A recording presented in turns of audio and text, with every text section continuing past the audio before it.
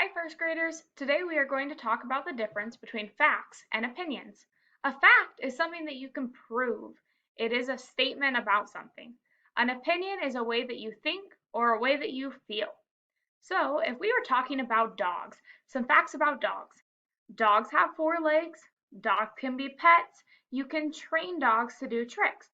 All of those are true facts about dogs. Now, some people think dogs are the best, but some people think cats are the best. That is the way that you feel or the way that you think. So, that is an opinion. This right here is my dog. This is Munchie. Let's talk about some facts about Munchie. She is a dog. That is a fact.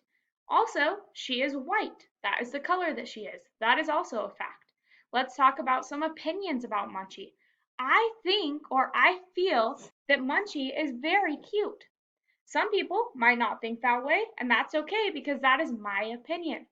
I also think that Munchie is very, very fluffy. Again, that is my opinion. I hope that this helps you understand the difference between a fact and an opinion. Say bye, Munchie.